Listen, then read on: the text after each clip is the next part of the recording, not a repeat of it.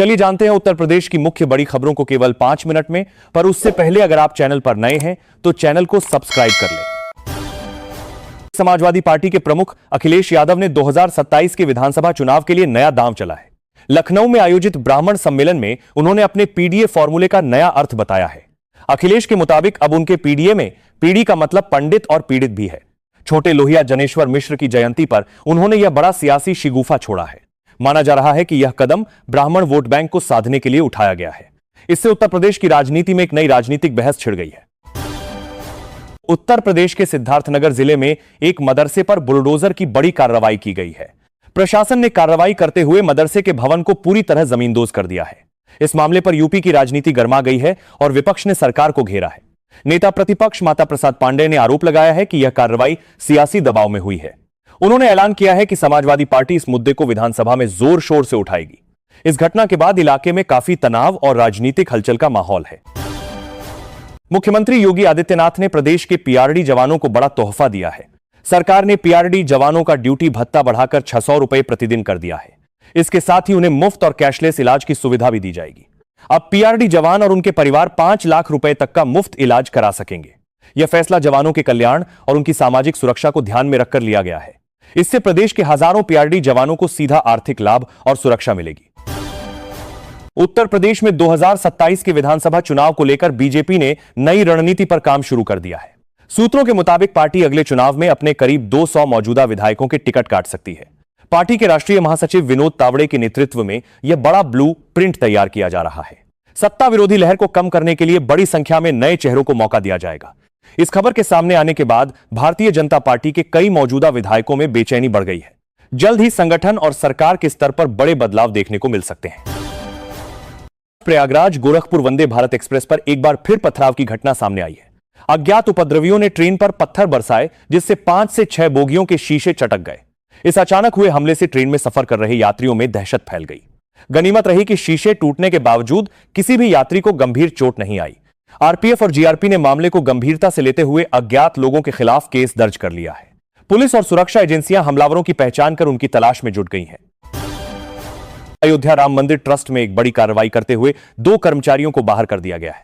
हटाए गए दोनों कर्मचारी पूर्व ट्रस्टी अनिल मिश्र के बेहद करीबी माने जाते थे। ये लोग रामलला को चढ़ाए गए आभूषणों और मूल्यवान वस्तुओं का हिसाब किताब रखते थे। ट्रस्ट की ओर से इस अचानक की गई कार्रवाई के बाद कई तरह के सवाल उठने लगे हैं। हालांकि अभी तक इन कर्मचारियों को हटाने का आधिकारिक कारण स्पष्ट नहीं किया गया है। मंदिर परिसर और अयोध्या के स्थानीय लोगों में इस प्रशासनिक बदलाव को लेकर काफी चर्चा है। उत्तर प्रदेश में एक किसान ने राजस्व विभाग की टीम के सामने खुद को आग लगा ली। मामला एसडीएम कोर्ट में चल रहे जमीन विवाद और पैमाइश से जुड़ा हुआ बताया जा रहा है। किसान ने स्थानीय कानूनगो पर जमीन के मामले में घूस मांगने का गंभीर आरोप लगाया है। इस दर्दनाक घटना के बाद मौके पर हड़कंप मच गया और झुलसे किसान को अस्पताल भेजा गया। प्रशासनिक लापरवाही और भ्रष्टाचार के आरोपों ने स्थानीय अधिकारियों को कटघरे में खड़ा कर दिया है। मामले की गंभीरता को देखते हुए उच्च स्तरीय जांच के आदेश दे दिए गए हैं।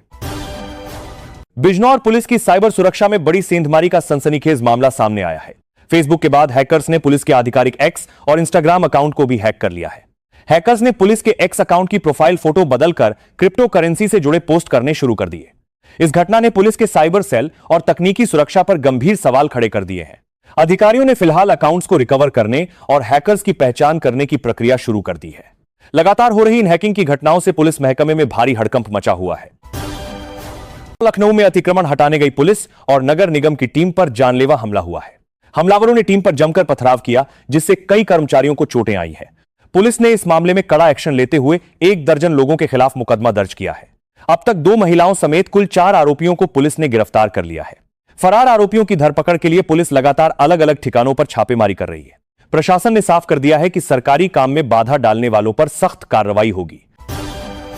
उत्तर प्रदेश के मौसम में एक बार फिर बड़ा बदलाव देखने को मिल रहा है। मौसम विभाग ने प्रदेश के 27 जिलों में भारी बारिश का अलर्ट जारी किया है। मानसून की टर्फ लाइन कानपुर से होकर गुजर रही है, जिससे पूर्वी यूपी में बारिश के आसार हैं। बांदा, प्रयागराज, कौशांबी, मिर्जापुर और सोनभद्र समेत कई जिलों में तेज बारिश की चेतावनी दी गई है।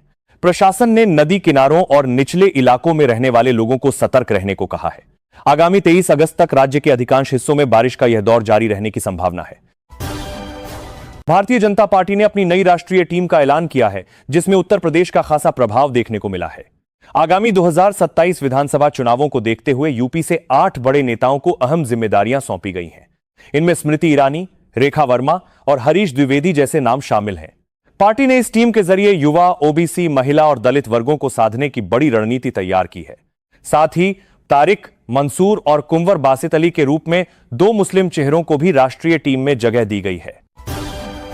उत्तर प्रदेश में मानसून पूरी तरह से सक्रिय है। 17 अगस्त को मौसम विभाग ने प्रदेश के 25 से अधिक जिलों में भारी बारिश का अलर्ट जारी किया है। लखनऊ, कानपुर, प्रयागराज और वाराणसी समेत कई शहरों में तेज बारिश देखने को मिली है, जिससे जनजीवन प्रभावित हुआ है। कुछ जगहों पर वज्रपात की भी आशंका जताई गई है, इसलिए प्रशासन ने लोगों से सावधानी बरतने की अपील की है। हालांकि 19 अगस्त से मौसम में कुछ राहत मिलने की उम्मीद जताई जा रही है। योगी सरकार में कैबिनेट मंत्री और निषाद पार्टी के प्रमुख संजय निषाद ने आरक्षण के मुद्दे पर तेवर कड़े कर लिए हैं।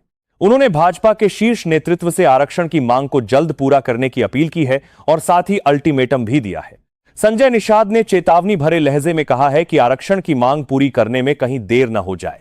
उन्होंने परिवहन मंत्री दयाशंकर सिंह से भी इस मुद्दे पर तुरंत वार्ता करने का आग्रह किया है। इस बयान के बाद राज्य के सियासी गलियारों में हलचल तेज हो गई है।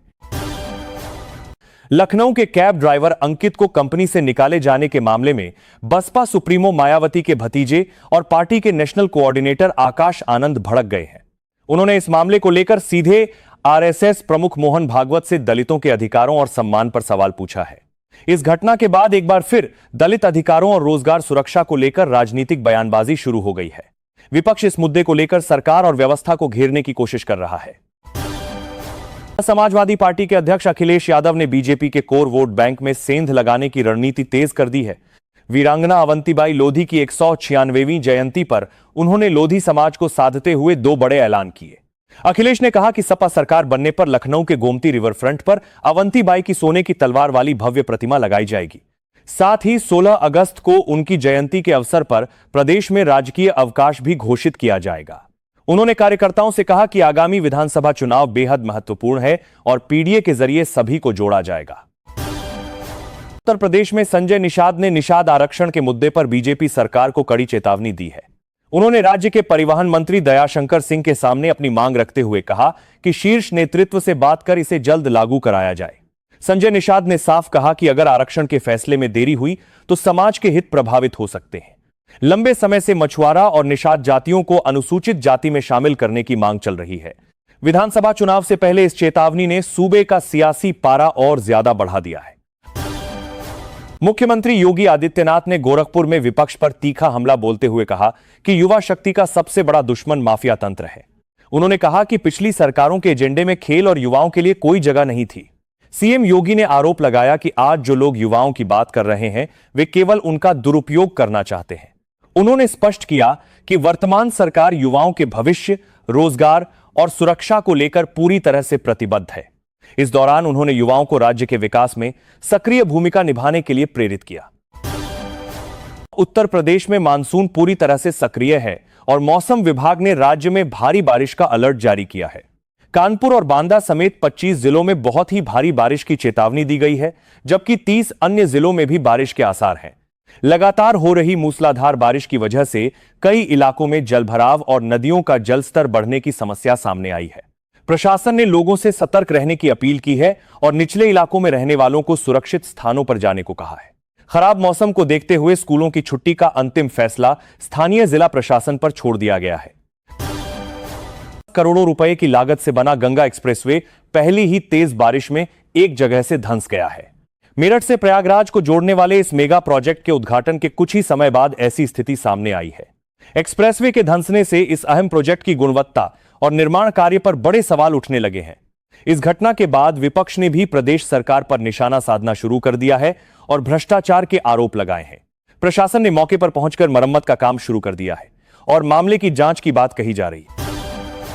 इलाहाबाद हाईकोर्ट ने एक महत्वपूर्ण टिप्पणी करते हुए कहा है कि सजा माफी की शक्ति का प्रयोग मनमाने ढंग से नहीं किया जा सकता।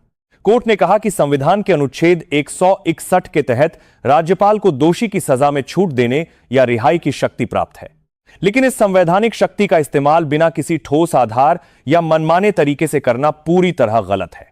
यह आदेश कानूनी प्रक्रिया और संवैधानिक अधिकारों के उचित और पारदर्शी उपयोग को लेकर एक सख्त संदेश देता है।